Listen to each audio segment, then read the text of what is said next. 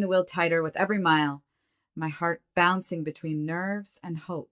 My name's Lena, and this wasn't just a road trip. It was a love letter written in silence, across distance and years of emotional gaps I never quite understood. I hadn't seen my dad in over a year, but today, I was going to change that. The air smelled like cold pine and highway dust. I hadn't even stopped for coffee. I just wanted to get there. Every mile closer felt like I was peeling back layers of myself. I imagined his face when I showed up at the door. Surprise, Dad. I paid off your mortgage. $72,000. Gone. Cleared. All because I wanted him to feel seen, supported, loved. I had worked 2 jobs for nearly a year and dipped into savings I'd built from my freelance design business. I never told him. He wouldn't have accepted it if I did, at least not for me. But this wasn't about his pride. It was about finally showing him that I was still here, still trying. The dashboard clock blinked just after 5 p.m. as I turned off the highway and into the neighborhood I grew up in. Familiar trees, familiar sidewalks, but still unfamiliar warmth. I parked a block away so he wouldn't hear the car. I checked my face in the rearview mirror. My eyes were puffy. I hadn't slept. But my smile? It was there. Shaky, but there. I grabbed the envelope from the glove compartment. The mortgage release papers. I had even wrapped them in a little ribbon like a gift. My hands were trembling now. This wasn't just about Thanksgiving. This was me showing up, not just to dinner, but for him. For us. As I walked up the front steps, I whispered, "Please let this be a good day." I rang the doorbell, and I had no idea that within the next 60 seconds, the man I loved more than anything would look me straight in the face and call the police on me. When the officer asked me to step off the porch that night, I wasn't surprised. Not really. I mean, somewhere deep inside, a part of me always expected this kind of rejection, because that house, his house, had never felt like home to me. I grew up in its shadow, not inside its warmth. From as early as I can remember, I was always too much or not enough. Too emotional, not obedient enough. Too ambitious, not quiet like my brother Jacob. He could do no wrong in my father's eyes. If he skipped school, it was boys being boys.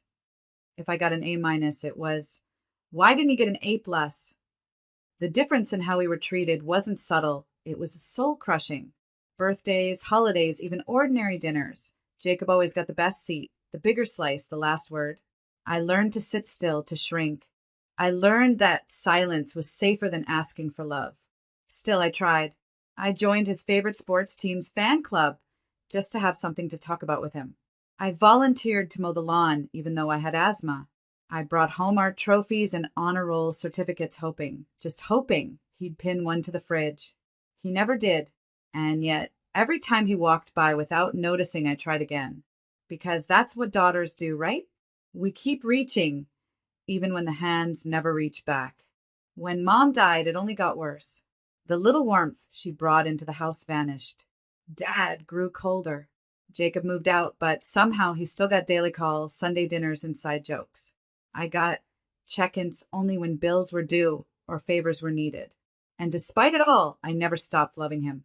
That night, standing outside the house I spent my entire childhood trying to belong in, I realized I had driven 8 hours hoping for a moment I'd been chasing for 28 years. I didn't come here to be thanked. I came here to finally feel like I mattered. And instead, I was being asked to leave. When I finally pulled into the driveway, the house looked exactly the same. Gray siding, chipped paint on the porch railings, and that crooked mailbox I offered to fix when I was 17. He told me to leave it alone then, said it works fine, like everything else in this family that was just barely hanging on. I sat in the car for a moment, clutching the folder in my lap, the one that held the bank letter, the official notice that his $72,000 mortgage was now paid in full. Paid by me. I imagined the moment. He'd open the door, stunned, maybe speechless. His eyes would well up. A hug, a thank you, maybe even, "I'm proud of you." I knocked, heart racing. He opened the door and his face dropped. No joy, no surprise, just annoyance, discomfort. He didn't even step outside. "What are you doing here, Lena?" I came to surprise you. For Thanksgiving. I thought it might be nice to. I told you not to come uninvited. I tried to smile, holding out the folder like some kind of peace treaty. Dad, I paid off your mortgage. The house, it's yours, free and clear. I just wanted to. He didn't even look at the papers. Lena, he said, backing away like I was contagious. You don't get to show up and act like family because you threw money at me. My throat closed up. It's not about money. It's about making things right. He shook his head. You're always trying to prove something. It's exhausting. I glanced over his shoulder, hoping maybe Jacob was there. Maybe he'd step in. But the house was quiet. Dad, please. He cut me off, pulling out his phone. You need to leave. Wait, what are you? I'm calling the police. I thought he was bluffing until I heard him say, yeah, I have someone trespassing. I'd like them removed. Now. Then, like a dagger, his last words. Surprises are for people who belong here. She doesn't. I didn't cry. Not right then. I just stepped back down the porch stairs, my body moving on autopilot. Minutes later, headlights approached. The officer asked me questions I barely registered. I handed him the folder. He read it, looked up at me, and then back at the house. He's your father? He asked gently. I nodded. You paid off his mortgage? Another nod. He sighed. He doesn't want you here. I'm sorry. I wasn't angry. Just hello. I got in my car. I didn't say goodbye. And as I drove away from the house that never welcomed me, I said nothing at all. But that night, in the silence of my apartment, I pressed one button and started something none of them saw coming. The drive back was darker than the one that brought me there. Maybe because this time I wasn't carrying hope. I didn't play music. I didn't call anyone. I just drove, mile after mile, hands clenched around the steering wheel, eyes fixed ahead, blinking back the tears that kept threatening to spill. It wasn't just the rejection. It was the finality of it. That house wasn't just where my dad lived. It was where I kept the illusion that I still had place to return to. I remembered the Thanksgiving dinners when I was younger, how I'd offer to help set the table, only for my stepmother to hand the duty to Jacob instead. How they'd always carve out Jacob's favorite dish, but never mine. When I turned 13, I made an entire pumpkin pie myself, hoping to contribute. No one touched it. It sat on the counter like a forgotten object, while they praised Jacob for microwaving mashed potatoes. I thought maybe I hadn't done enough, so I kept trying. I stayed in school, got scholarships, worked 3 jobs during college. I never asked him for a single dime. Not when I couldn't afford books, not when I skipped meals to save for rent. But every few months, I'd still send a card, a birthday message, a thinking of you text that usually went unanswered. Even when I moved to another state, when I started making real money, when I finally bought my own place, I still told myself that one day I'd be worthy. That one day I'd be enough for him to say, I'm glad you're mine. But now, driving through the silence, I knew I had never been part of that family. Not really. They didn't forget to include me. They chose not to, because to them, I was a reminder of the marriage that didn't work out, of the daughter that didn't match their picture-perfect mold. I thought paying off the mortgage would fix that. I thought removing his burden would earn me a seat at the table. But all it did was remind him that I had succeeded without him, that I didn't need him. And maybe that was the problem all along. My existence didn't make him proud. It made him uncomfortable. When I finally got home, I walked in and didn't even bother turning on the lights. I stood in the kitchen, staring at the folder still in my hands, and I placed it on the counter like it was something toxic. The silence in my apartment was deafening, but it said everything I needed to hear. It told me the begging was over. The proving was over. He'd made his choice, and now it was time I made mine. That night, I didn't cry, not because I wasn't hurt, but because I was finally done giving them the power to make me feel small. And as I stared at the ceiling above my bed, eyes wide open, I knew the next time they saw my name, it wouldn't be in a text message. It would be on a letterhead, on paperwork, on consequences, because I wasn't the outsider anymore. I was the storm they didn't see coming. Back in my apartment, the world felt quieter, but not in an empty way. It was the kind of silence that signals something shifting inside you. the kind that comes right before a storm breaks open. I kicked off my shoes, set my keys down, and sat in front of my laptop. The glow of the screen reflected in my eyes, but my heart was what lit up. I hovered over one single button, Launch Company Site. That was it. That was the button I had mentioned when I left my father's driveway without saying a word. That was the moment everything would change. I clicked. And with that click, my real estate startup, Hollow Oak Properties, was officially live. Not a concept, not a draft, not a dream. A real company. Mine. I had been building it in silence for months. Late nights, long weekends, empty coffee cups. And funding it with a combination of my own savings and a secret inheritance that not even my father knew existed. Money from my late grandfather's will, hidden and quietly allocated to me, bypassing my dad altogether. Funny, isn't it? The man who shut the door in my face and called the cops on me that Thanksgiving didn't realize I had already been written into a legacy he thought was his to control. My grandfather, before passing, left behind a personal letter, one that said, "Lena, I see the fight in you. I see the grace. This is your seed. Make something they can't ignore." At the time, I didn't even know how to process that. It was surreal. I remember reading it with shaking hands, staring at the financial documents like they couldn't possibly be meant for me. But they were. And I didn't waste it. I poured every cent into something that would stand tall, taller than their opinions, louder than their judgment. A real estate company with a soul. One that didn't just buy and sell, but built homes for people like me. People looking for belonging. I partnered with architects, interior designers, and former foster kids who had made something of themselves. Every element of my startup was rooted in something personal, something that told a story. And the first batch of listings, they were in the very neighborhood my dad prided himself on owning. Poetic, huh? As the site went live, I watched the analytics begin to tick. A few clicks, then a few more. My phone buzzed with a message from my attorney. Press release ready to distribute Monday. I typed back one word, send. Because this time, I wasn't waiting for anyone's approval. I wasn't checking for a reply. This wasn't about revenge. It was about reclaiming the power I had always begged someone else to give me. Only now I'd built it myself. I leaned back in my chair, finally letting the tears fall, not from pain, but from relief. The kind of release you only feel when you've held your breath for years, and finally exhale.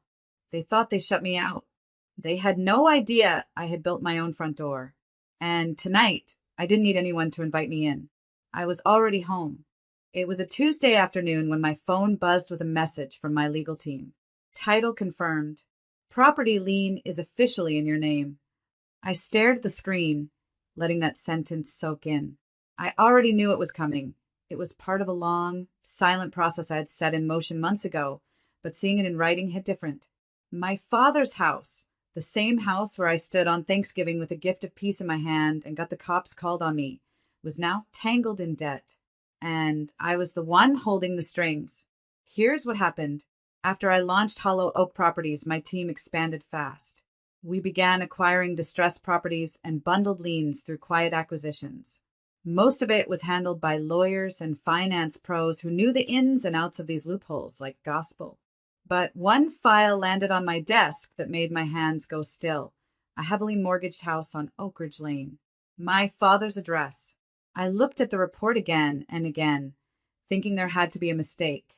But there it was, 3 existing liens stacked due to unpaid property taxes, an unresolved contractor dispute, and some shady refinancing he clearly hadn't understood. The debt was scattered across 2 firms, both of which I now had partial ownership in. This wasn't some revenge plot I had mapped out. It found me, and when it did, I didn't walk away. I took the file, signed the authorization, and quietly made the purchases to consolidate everything under one name. Mine. I didn't even feel triumphant. I felt quiet. Focused. This wasn't about power. It was about balance. And balance always finds its way back, one way or another. A week later, the first letter went out to him. Formal notice that the debt holder was now Hollow Oak Recovery Division. We gave him options, like we did with all clients. A fair payment plan, an offer to sell and clear the slate, or default. I didn't get involved directly until he did. I was in the middle of reviewing floor plans when my assistant buzzed in, slightly stunned. There's a Mr. Thompson on line 2. He says he's your father. My stomach turned, but my voice stayed calm. Put him through. There was a pause, and then his voice came through, tight and desperate. Lena, I got these letters. This can't be real. Tell me this is some mistake. I took a breath. It's not a mistake, Dad. Silence. Then anger. You can't do this to me. This is my house. I built this. You're my daughter. That word, daughter, cut sharp. You told me I didn't belong, I said softly. Now, I'm just following your lead. He was silent again, and this time it lingered. You're gonna take my house? He asked, his voice smaller than I'd ever heard it. I didn't answer with cruelty, just truth. I'm offering you the same options we give everyone. No better, no worse. What you decide next is on you. That was it. He hung up. I didn't hear from him again for weeks, but I heard from his lawyer, a formal request to renegotiate terms. I reviewed the file carefully, twice. Then I approved a slightly better offer, not because he was my father, but because that's how Hollow Oak does business, even with those who once locked us out. It started with my brother's call. I hadn't heard his voice in nearly a year, not since the Thanksgiving disaster. Back then, he stood behind Dad with folded arms and a smirk like I had no place there. Now he sounded frantic. Lena, listen. We didn't know. About the liens. About whatever it is you're doing. I sat in my office, calm, legs crossed, fingers lightly tapping my desk. It's called asset consolidation, Josh, I replied. And it's perfectly legal. You can ask your lawyer. I believe Dad already did. There was a pause on the other end. You can't seriously be taking the house. I could hear the panic buried in his tone. And beneath that, entitlement. You mean the house I was kicked out of? The one I wasn't allowed to visit, even after paying off a $72,000 mortgage. No one asked me to. That was Dad being Dad, he stammered. You know how he gets. He didn't mean. He meant every word, I said, my voice steady. And now I do too. He fell silent again. Hours later, my dad called. I didn't answer. He called again the next morning. Then came a text. We need to talk. Please. I gave it 2 days before replying. When I finally picked up, his voice wasn't angry. It was tired, tense, defeated. Lena, what do you want? He asked. It wasn't a warm question. It was transactional, desperate.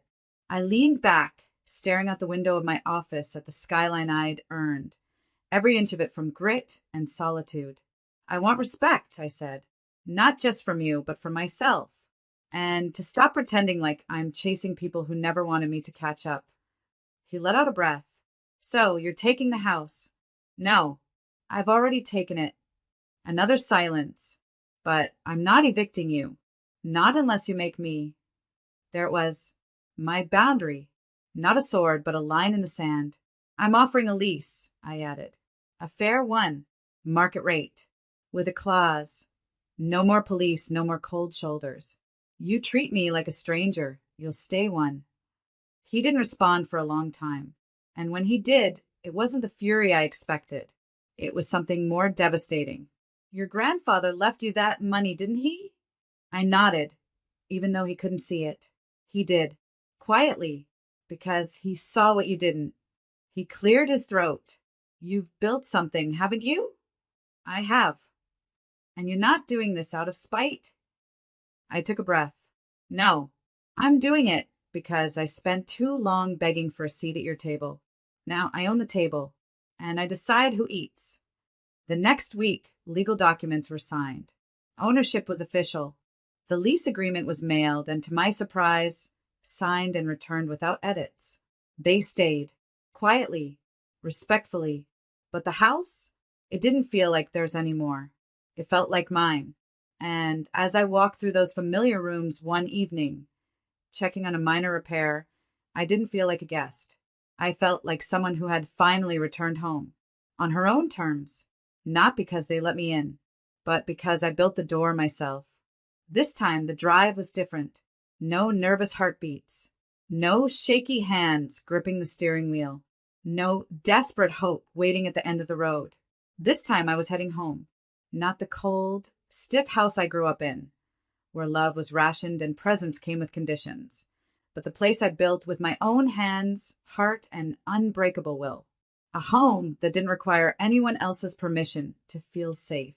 I bought it 3 months after the dust settled, the legal battles, the signatures, the final phone call from my father, who now understood silence as my language of survival.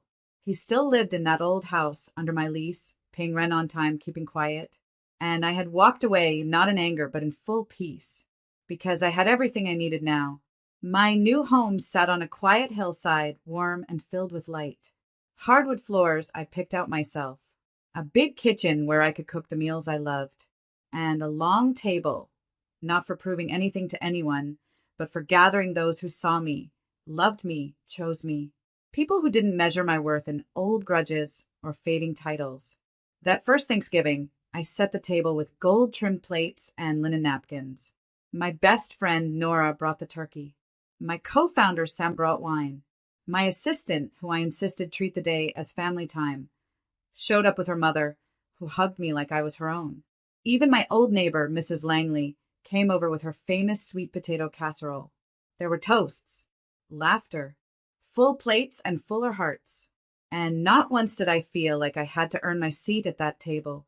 No one looked at me like I didn't belong. No one questioned my presence. No one called the police. As we sat around that table, I looked at the deed framed on the wall. My name, my signature, no one else's.